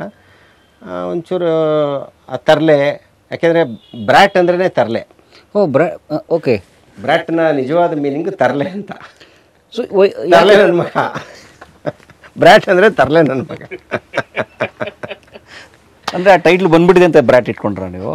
ಇಲ್ಲ, ಈ ಕ್ಯಾರೆಕ್ಟ್ರೇ ಅದೇನೆ ಅವನು. ಓಕೆ. ಈ ಸಿನಿಮಾದಲ್ಲಿ ಕ್ಯಾರೆಕ್ಟರ್ ಅದಕ್ಕೋಸ್ಕರನೇ ಆ ಟೈಟ್ಲ್ ಇಟ್ಟಿರೋದು ನಾವು. ಅವನು ಚಿಕ್ಕ ವಯಸ್ಸಿಂದ ತರಲೆ, ಅವನು ಹೀರೋ ಕ್ಯಾರೆಕ್ಟ್ರು. ಆ ತರಲೆ ಕೆಲಸಗಳನ್ನ ಮಾಡೋಕ್ಕೆ ಹೋಗಿ ಏನೇನಾಗುತ್ತೆ ಅನ್ನೋದೇ ಸಿನಿಮಾ ಕತೆ. ಸ್ವಲ್ಪ ಕಡಿಮೆ ಯೂಸ್ ಆಗಿರುವಂಥ ಪದ ಅಷ್ಟೇ. ಅಂದರೆ ಸಾಮಾನ್ಯವಾಗಿ ಇಂಗ್ಲೀಷ್ ಟೀಚರ್ಗಳು ಜಾಸ್ತಿ ಯೂಸ್ ಮಾಡ್ತಾರೆ ಅದನ್ನು. ಕಾನ್ವೆಂಟ್ ಟೀಚರ್ಸ್ಗಳು ಬ್ಲಡಿ ಬ್ರಾಟ್ ಕೀಪ್ ಕ್ವೈಟ್ ಅಂತ ಮಕ್ಕಳನ್ನ ಬೈಯುವಾಗ ಇಡಿಯಟ್ ಥರ, ಇಡಿಯಟ್ ರಾಸ್ಕಲ್ ಅಂತ ಬೈಯೋ ಬದಲು you bloody brat keep quiet is brat spoiled brat ಅಂತ ಬೈತಾ ಇರ್ತಾರೆ. ಮಕ್ಕಳನ್ನ ಬೈಯೋದಕ್ಕೆ ಟೀಚರ್ಗಳು ಅಂದರೆ ಆ್ಯಕ್ಚುಲಿ ತುಂಬ ಪ್ರೀತಿಯಿಂದ ಬೈಯೋವಂಥ ಪದ ಅದು, ಕೆಟ್ಟದಾಗಿ ಬೈಯೋದಲ್ಲ, ಪ್ರೀತಿಯಿಂದ ಬೈಯೋದಕ್ಕೆ. ಅದೇ ಇಡಿಯಟ್ಟು ರಾಸ್ಕಲ್ಲು ಅದೇ ಥರ ಬ್ರ್ಯಾಟು. ಸೂಪರ್. ಜಾಸ್ತಿ ಯೂಸೇಜಲ್ಲಿ ಇಲ್ಲ ಆ ಪದ. ಸೊ ನಮಗೇನಾಗೋಯ್ತು, ಇದು ಹೊಸ ಸೌಂಡಿಂಗ್ ಇದೆಯಲ್ಲ ಅಂತ ಅದನ್ನ ಇಟ್ಟಿದ್ದು. ಬಟ್ ರಿಸ್ಕ್ ಅನಿಸ್ಲಿಲ್ವಾ ಜನಕ್ಕೆ, ಇದು ಅರ್ಥ ಆಗುತ್ತೋ ಆಗಲ್ವೋ ಅಂತ? ಅರ್ಥ ಆಗುತ್ತೆ, ಅರ್ಥ ಮಾಡಿಸ್ಬೇಕಲ್ವ ನಾವು, ಅರ್ಥ ಮಾಡಿಸ್ಬೇಕು. ಆಮೇಲೆ ಇವತ್ತು ಸ್ಮಾರ್ಟ್ ಫೋನ್ ಏರಾ ಇದು, ನಿಮ್ಗೆಲ್ಲದನ್ನು ಸ್ಪೂನ್ ಫೀಡ್ ಮಾಡೋ ಅವಶ್ಯಕತೆ ಇಲ್ಲ ಅಲ್ವಾ. ತಿಳ್ಕೊತಾರೆ, ಸ್ಮಾರ್ಟ್ ಫೋನ್ ಕೈಯಲ್ಲೇ ಇರುತ್ತಲ್ವಾ, ಗೂಗಲ್ ಹೊಡೆದ್ರೆ ಗೂಗಲೇ ಹೇಳ್ಬಿಡುತ್ತೆ ಬ್ರಾಟ್ ಅಂದರೆ ಏನು ಅಂತ ಅಲ್ವಾ. ನೀವು ಹೋಗಿ ಡಿಕ್ಷನರಿ ಹುಡುಕಿ ಅದು ಮಾಡಿ ಇದು ಮಾಡಿ ಜಾಸ್ತಿ ಎಫರ್ಟ್ ಹಾಕೋದು ಬೇಕಿಲ್ಲ. ಕರೆಕ್ಟ್. ಜೇಬಲ್ಲಿ ಹಿಂಗೆ ತೆಗೆದು ಹಿಂಗೆ ಹೊಡೆದ್ರೆ ಬಂದ್ಬಿಡುತ್ತೆ ಅಲ್ವಾ. ಆ ಟೈಮಿಗೆ ಬಂದಿದ್ದೀವಿ ನಾವು ಇವಾಗ. ಸೊ ಆಮೇಲೆ ಈ ಯಂಗರ್ ಜನ್ರೇಷನ್ ಏನು ಜೆನ್ಜಿ ಅಂತ ಹೇಳ್ತೀವಲ್ಲ ನಾವು, ಅವ್ರಿಗೆಲ್ಲ ಗೊತ್ತು ಆ ಪದ. ಸೊ ಅವ್ರು ಹೆಂಗೂ ಮಾಡ್ರನ್ ಇದು ಟಾರ್ಗೆಟೆಡ್ ಆಡಿಯನ್ಸೇ ಯಂಗ್ಸ್ಟರ್ಸ್ನೇ ಟಾರ್ಗೆಟ್ ಮಾಡಿ ಮಾಡಿರೋವಂಥದ್ದು. ಅಂದರೆ ಪ್ರೈಮರಿ ಆಗಿ ಅಂತ ಬರೀ ಅವ್ರು ಮಾತ್ರ ನೋಡುವಂಥ ಫಿಲ್ಮ್, ಎಲ್ಲರೂ ನೋಡ್ಬೋದು. Primary target youngsters. ಸೊ ಎಲ್ಲ 2000ದಿಂದ ಈಚೆಗೆ ಏನು ಹುಟ್ಟಿದಾರಲ್ಲ, ಅಫ್ಕೋರ್ಸ್ 90s ಈಚೆಗೆ ಹುಟ್ಟಿರೋ ಮಕ್ಕಳಿಗೆಲ್ಲರಿಗೂ ಬ್ರ್ಯಾಟ್ ಅನ್ನೋ ಪದ ಗೊತ್ತು. ಎಲ್ಲ ಆಲ್ಮೋಸ್ಟ್ ಇಂಗ್ಲೀಷ್ ಮೀಡಿಯಮಲ್ಲೇ ತಾನೇ ಓದಿರೋದು. ಇದು ನಾವಷ್ಟೇ ಕನ್ನಡ ಮೀಡಿಯಮಲ್ಲಿ ಓದ್ಬಿಟ್ಟು ಆಮೇಲೆ ಹೈಸ್ಕೂಲಿಗೆ ಕಾಲೇಜಿಗೆ ಬಂದಮೇಲೆ ಇಂಗ್ಲೀಷೆಲ್ಲ ಓದಿರೋದು, PUCಗೆ ಬಂದಮೇಲೆ. ಬಟ್ ಈಗ ಒಂದು 2 ಹಿಂದಿನ ಜನ್ರೇಷನ್ ಎಲ್ಲ ಎಂಟ್ರಿನೇ LKGಯಿಂದನೇ ಇಂಗ್ಲೀಷ್ ತಾನೆ. ಸೊ ಅವ್ರಿಗೆಲ್ಲ ಆ ಪದ ತುಂಬ ಚೆನ್ನಾಗಿ ಗೊತ್ತು, ಬ್ರ್ಯಾಟ್ ಅನ್ನೋ ಪದ. ಯಾಕೆ ಆಲ್ರೆಡಿ ಟೀಚರ್ಗಳ ಹತ್ರನೇ ಕೇಳಿಸ್ಕೊಂಡಿರ್ತಾರೆ ಅದನ್ನು, ಅವ್ರಿಗೆಲ್ಲ ಚೆನ್ನಾಗಿ ಗೊತ್ತು ಯಂಗ್ಸ್ಟರ್ಸ್ಗೆ. ಇನ್ನು ಸ್ವಲ್ಪ ಹಳೆ ಜನ್ರೇಷನ್ ಅವರು ಸ್ಮಾರ್ಟ್ಫೋನ್ಗೆ ಎಲ್ಲರೂ ಈಗ ಅಡಿಕ್ಟ್ ಆಗಿದ್ದಾರಲ್ಲ, ಅಲ್ಲಿಂದ ಅವ್ರಿಗೂ ಗೊತ್ತಾಗುತ್ತೆ ಅನ್ನೋ ಕಾರಣಕ್ಕೆ. ಆಮೇಲೆ ಹೊಸದಾಗಿದೆ ಸೌಂಡು, ಎಷ್ಟು ದಿನ ಅಂತ ಅದೇ ಇಟ್ಟಿದ್ದ ಥರ ಟೈಟಲ್ನೇ ಇಡೋದು ಬೋರ್ ಆಗುತ್ತಲ್ಲ. ಏನೊಂದು ಸ್ವಲ್ಪ ಹೊಸದು ಅಂತ ಅನ್ನಿಸ್ಬೇಕಲ್ಲ. ಆಮೇಲೆ ಏನೊಂದು ಕುತೂಹಲ ಹುಟ್ಟಬೇಕಲ್ಲ, ಏನಿದು ಬ್ರ್ಯಾಟ್ ಅಂದರೆ ಏನು ಅಂತ. ಸೊ ಆ ಎಲ್ಲ ಆ್ಯಂಗಲಲ್ಲಿ ಯೋಚನೆ ಮಾಡಿದಾಗ ಸ್ವಲ್ಪ ಹೊಸ್ದಾಗಿರುತ್ತೆ ಇದು ಅಂತ ಅನಿಸಿ ಬ್ರ್ಯಾಟ್ ಅಂತ ಇಟ್ಟಿದ್ದು. ಇದು ನಾನು ತುಂಬ ಯೋಚನೆ ಮಾಡಿದ್ದೀನಿ ಟೈಟ್ಲ್ ಇಡೋಕ್ಕೆ ಮುಂಚೆ. ಅದು ಈಗ ಹೇಳಿದ್ರಲ್ಲ, ಅರ್ಥ ಆಗುತ್ತಾ ಎಲ್ಲರಿಗೂ? ಅರ್ಥ ಆಗಲ್ಲ, ಬಟ್ ಅರ್ಥ ಆಗೋವಂಥ ಟೈಟ್ಲೇ ಇಡಬೇಕು ಅಂತ ಏನಿಲ್ವಲ್ಲ. ನಾನು ಯೋಚನೆ ಮಾಡಿದೆ ಯಾವಾಗ ನಾನು ತುಂಬ ಚಿಕ್ಕವನಿದ್ದಾಗೂ ಅಂತ ಫಿಲ್ಮ್. ಏನು ಅಂತ ಅಂದರೆ ಏನು ಅಂತ ಗೊತ್ತೇ ಇಲ್ಲ. ಆಕ್ಚುಲಿ ಈಗಲೂ ಅರ್ಥ ಆಗಿಲ್ಲ ನಮಗೆ. ಆಪ್ರೇಷನ್ ಆಪ್ರೇಷನ್ ಅಂತೂ ಇಟ್ಟಿಲ್ಲ ಅವರು. ಆಮೇಲೆ ಉಪೇಂದ್ರ ಅವರು ಅಂತ ಒಂದು ಫಿಲಮ್ಗೆ ಹೆಸರು ಯಾವಾಗ 50 ವರ್ಷದಿಂದ ಇಟ್ಟಿದ್ದಾರೆ ಅಲ್ವಾ? ಹೆಂಗಿಟ್ರು, ಯಾಕೆ ಇಟ್ರು? ಅವ್ರ ಕತೆಗೆ ಅಲ್ಲೇನೋ ಒಳಗಡೆ ಇದೆ, ಅದೇನು ಅಂತ ಏನು ಅಂತ ಅಂದರೆ ಏನು ಅನ್ನೋ ಕುತೂಹಲಕ್ಕೆ ಒಂದು ಸಿನಿಮಾ ಒಂದು ಇದಲ್ವಾ ಅಂತ. ಈ ಕಾಂತಾರನೇ ಆಗಲಿ ಇವಾಗಲೂ ಕೇಳಿ, ಎಷ್ಟು ನೋಡೋಣ 10 ಜನಕ್ಕೆ ಕೇಳಿ, ಒಬ್ಬರು ಹೇಳಿದ್ರೆ ಹೆಚ್ಚು ಕಾಂತಾರ ಅಂದರೆ ಏನು ಅಂತ. ಈಗಲೂ ಅಷ್ಟು ದೊಡ್ಡ ಇಟ್ಟಾಗಿದೆಯಲ್ಲ. ಕಾಂತಾರ ಅಂದರೆ ಏನು? ಪಿಕ್ಚರ್ ನೋಡಿದ್ದಾರೆ ಕೋಟ್ಯಾಂತರ ಜನ.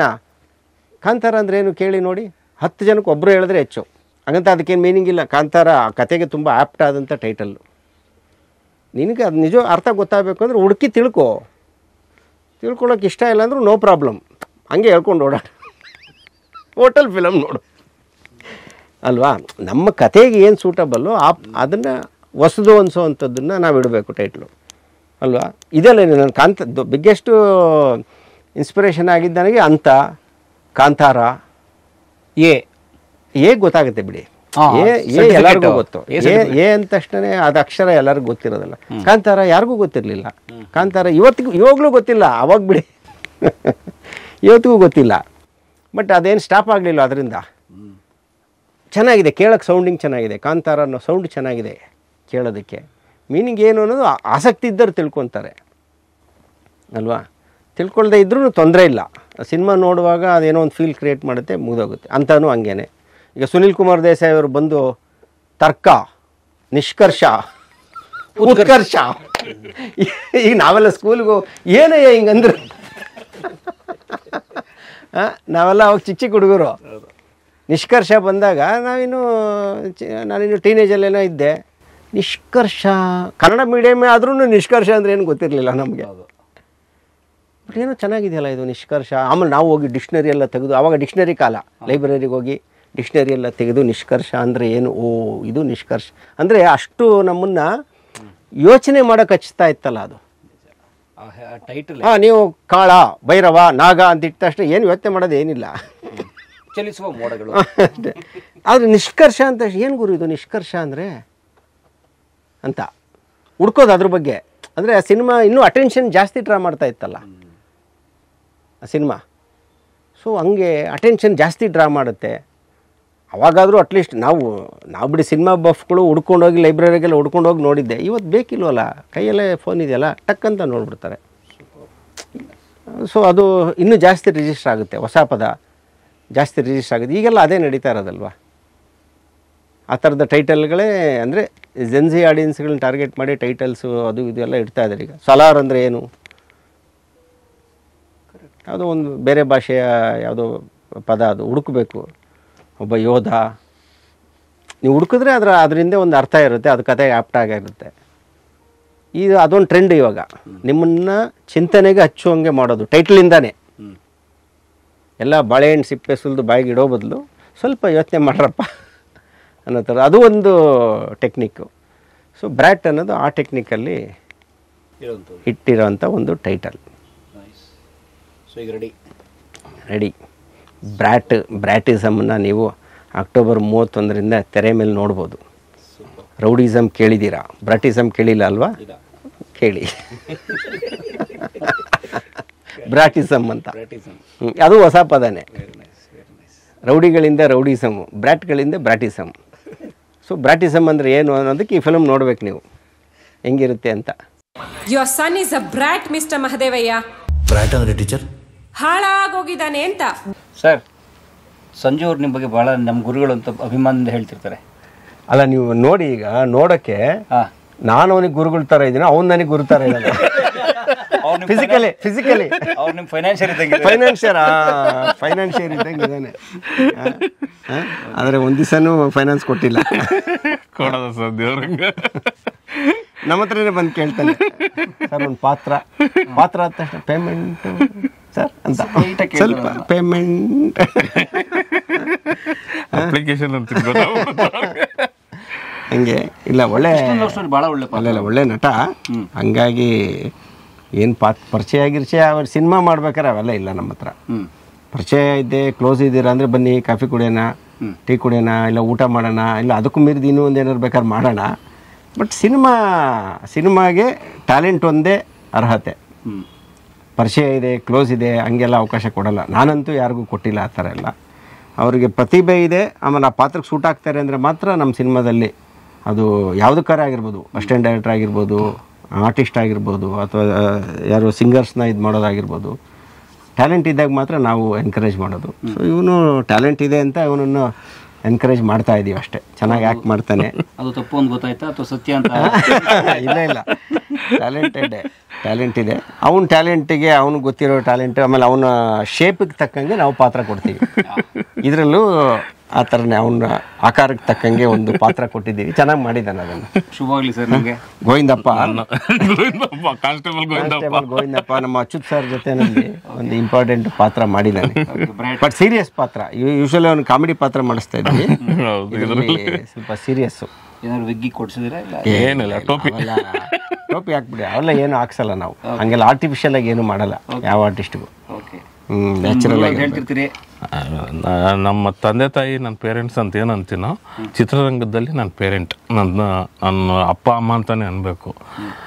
ನನಗೆ ಭಾಳ ವರ್ಷದ ಕನಸು ಒಂದು ಯಾವುದಾದ್ರು ರೋಲ್ ಮಾಡ್ಬೇಕು ಸಿನಿಮಾಗಳೆಲ್ಲ ಅಂತ ಹೇಳ್ಬಿಟ್ಟು ಟ್ರೈ ಮಾಡಿ ಮಾಡಿ ಮಾಡಿ ಸಾಕಾಗಿ ವಾಪಸ್ ಹೋಗ್ಬಿಟ್ಟು ಒಂದು ದಿವಸ ನನ್ನ ಸ್ನೇಹಿತ ಹಂಸಲೇಖ ಸ್ಟುಡಿಯೋದಲ್ಲಿದ್ದ ಕುಮಾರ್ ಅಂತ ಹೇಳ್ಬಿಟ್ಟು ನೋಡೋಣ ಅಂತ ಬಂದಿದ್ದಾಗ ಗುರುಗಳು ಸಿಕ್ಕಿದ್ದು ಅಲ್ಲಿ ನನಗೆ. ಅಲ್ಲಿ ನಾಟಕ ಎಲ್ಲ ಮಾಡ್ತೀರಾ ಅಂತ ಹಿಂಗೆ ಮಾತು ಬಂತು. ಅವಾಗ ಒಂದು ತ್ಯಾಗಿ, ನಂಗೆ ಈಗಲೂ ಜ್ಞಾಪಕ, ತ್ಯಾಗಿ ಅನ್ನೋ ಒಂದು ನಾಟಕದ ಒಂದು ಸೀನ್ ಮಾಡಿ ತೋರಿಸಿದ್ದೆ. ಆಡಿಷನ್ ಇಲ್ಲ ಏನಿಲ್ಲ, ಸುಮ್ಮನೆ ಹಂಗೆ ಅವತ್ತು ಊಟದ ಟೈಮ್ ಅವಾಗ ಬ್ರೇಕ್ ಇತ್ತು, ಮಾಡಿ ತೋರಿಸಿದ್ದೆ. ಅಲ್ಲೇ ಹೇಳ್ಬಿಟ್ಟಿದ್ರು ನನ್ನ ಸಿನಿಮಾದಲ್ಲಿ ಆ್ಯಕ್ಟ್ ಮಾಡ್ತಿರ್ರಿ ಅಂತ. ಸಿಕ್ಸರಲ್ಲೇ ನನ್ನ ಕ್ಯಾಮ್ರಾ ಮುಂದೆ ನಿಲ್ಲಿಸಿದವರು. ಆಮೇಲೆ ತಿರ್ಗಾ ನನಗೊಂದು ಬ್ರೇಕ್ ಅಂತ ಕೊಟ್ಟಿದ್ದು ಕೃಷ್ಣನ್ ಲವ್ ಸ್ಟೋರಿ. ಇವತ್ತಿಗೂ ನಾನು ತುಮಕೂರಲ್ಲಿ ಕೃಷ್ಣನ್ ಲವ್ ಸ್ಟೋರಿಯಲ್ಲಿ ಸೂಪರಾಗಿ ಮಾಡಿದ್ದೀರ ಸರ್ ಅಂತ ಇವತ್ತಿಗೂ ನೆನೆಸ್ಕೊಳ್ತಾರೆ. ಅದಕ್ಕೆಲ್ಲ ಕಾರಣ ಗುರುಗಳು. ಆಲ್ ದಿ ಬೆಸ್ಟ್ ಬ್ರಾಟ್ಗೆ, ನಿಮಗೂ ಕೂಡ ಒಳ್ಳೆಯದಾಗಲಿ. Thank you. ಆಮೇಲೆ ಎಲ್ಲ ನಾನು ಮಾಡಿರೋ ಸಿನಿಮಾಗಳಲ್ಲಿ ಜಾಸ್ತಿ ಸಿನಿಮಾ ಇವ್ರ ಸಿನಿಮಾದಲ್ಲೇ ನಾನು ಮಾಡಿರೋದು. ಸ್ಥಾನ ಕಲಾವಿದ ಅಲ್ಲ, ಅಂದರೆ ಒಂದು ಟ್ಯಾಲೆಂಟು, ಅವನಿಗೆ ಸೂಟ್ ಆಗೋವಂಥ ಪಾತ್ರ. ಅದು ಎಲ್ಲ ಪಿಕ್ಚರಲ್ಲೂ ಮಾಡಿಲ್ಲ ಪಾತ್ರ ಅವನಿಗೆ ಸೂಟ್ ಆಗಿ. ಕೌಸಲ್ಯ ಸುಬ್ರಜಾರಮದಲ್ಲಿ ಇಲ್ಲ ತಾನೆಪ್ಪ, ಒಂದೇ ಒಂದು ಕಾಂಪೌಂಡರ್. ಬಟ್ ಕೃಷ್ಣ ಲೀಲಾದಲ್ಲಿ ಇಲ್ಲ. ಅಂದರೆ ಪಾತ್ರ ಇದ್ದರೆ ಕರೀತಾರೆ. ಪಾತ್ರ ಇಲ್ಲ ಅಂದರೆ ನೋ ಎಂಟ್ರಿ. ಎಷ್ಟೇ ಪರಿಚಯ ಇದ್ರೂ ಅದು ಕಾಫಿ ತಿಂಡಿ ಊಟ ಅಲ್ಲಿಗೆ ಸೀಮಿತ. ಸಿನಿಮಾ ನಮ್ಮೆಲ್ಲರಿಗಿನ ದೊಡ್ಡದು, ಕಲಾಕೃತಿ ದೊಡ್ಡದು. ಆಮೇಲೆ ಶೂಟಿಂಗ್ ನಡೆಯೋ ಟೈಮಲ್ಲೂ ಅಷ್ಟೇನೆ ಭಾಳ ಫ್ರೆಂಡ್ಲಿ, ಆದರೆ ಅಷ್ಟೇ ಸೀರಿಯಸ್ ಸರ್. ಸಿಕ್ಕಾಪಟ್ಟೆ ಬೈಸ್ಕೊಂತಾನೆ ಸರ್. ಶುಭವಾಗಲಿ ಸರ್ ಬ್ರ್ಯಾಟ್ಗೆ. ಬ್ರ್ಯಾಟಿಸಮ್ ಎಲ್ಲ ಕಡೆ ಹರಡಲಿ. ವರ್ಷದ ಕೊನೆ ಪೂರ್ತಿ ನಿಮ್ಮದೇ ಹವಾ ಇರಲಿ ಅಂತ ವಿಶ್ ಮಾಡ್ತೀವಿ ಕಲಾ ಮಾಧ್ಯಮದ ಪರವಾಗಿ. ಭಾಳ ಪ್ರೀತಿಯಿಂದ ಕಲಾ ಮಾಧ್ಯಮಕ್ಕೆ 2ನೇ ಬಾರಿನೂ ಬಂದ್ರಿ, ಧನ್ಯವಾದ ತಮಗೆ. Brat October 31. ಸೊ ಎಲ್ಲರೂ ನೋಡಿ, ನವಂಬರ್ ಪೂರ್ತಿ ಕನ್ನಡ ರಾಜ್ಯೋತ್ಸವದ ಮಾಸ. ಕನ್ನಡ ಸಿನಿಮಾಗಳನ್ನು ನೋಡಿ ಪ್ರೋತ್ಸಾಹಿಸಿ ಅಂತ ಕೇಳ್ಕೊತಾ, ಶಶಾಂಕ್ ಅವರ ಸಿನಿಮಾದಲ್ಲಿ ಬಹಳ ಸೂಕ್ಷ್ಮ ಸಂವೇದನೆ ಇರುವಂತಹ ಒಂದು ಕತೆ ಇರುತ್ತೆ. ಜೊತೆಗೆ ಬಹಳ ಬದುಕಿಗೆ ಹತ್ತಿರವಾದಂತಹ ಒಂದು ಸಂದೇಶದ ಜೊತೆಗೆ ಮನೋರಂಜನೆ ಬಹಳ ಮುಖ್ಯವಾಗಿರುತ್ತೆ. ಯಾಕಂದರೆ ಅವರು ಬಹಳ ಚೆನ್ನಾಗಿ ಟ್ರೀಟ್ ಮಾಡ್ತಾರೆ ಇಡೀ ಸಿನಿಮಾನ. ಪಾತ್ರ ಪೋಷಣೆ, ಸಂದರ್ಭಗಳು ಹೆಣೆಯುವಂಥದ್ದು, ಆ ಚಿತ್ರಕಥೆ, ಸಂಗೀತ ತುಂಬ ಚೆನ್ನಾಗಿರುತ್ತೆ. ಮೊಗ್ಗಿನ ಮನಸ್ಸು ಟೈಮಿನ ನನ್ನ ಸರ್ ಅಭಿಮಾನಿ. ಸೊ ಹಾಗಾಗಿ ಅವ್ರ ಜೊತೆ ನಾನು ಮಾತಾಡಿದ ನನಗೂ ಸಂತೋಷ ಆಯಿತು. ಸೊ ಬ್ರ್ಯಾಟ್ ಎಲ್ಲರೂ ನೋಡೋಣ ಥಿಯೇಟ್ರಲ್ಲಿ ಅಕ್ಟೋಬರ್ 31. ಸೊ ನೋಡಿ, ಎಲ್ರಿಗೂ ಶೇರ್ ಮಾಡಿ ಅಂತ ಕೇಳ್ಕೊತಾ ಸರ್, ಶುಭವಾಗಲಿ ಸರ್. ಥ್ಯಾಂಕ್ ಯು ಪರಮ್ ಅವರೇ, ಥ್ಯಾಂಕ್ ಯು ಸೊ ಮಚ್. ಸಂಜೆ ಅವರಿಗೆ ಮತ್ತೊಮ್ಮೆ ಧನ್ಯವಾದ.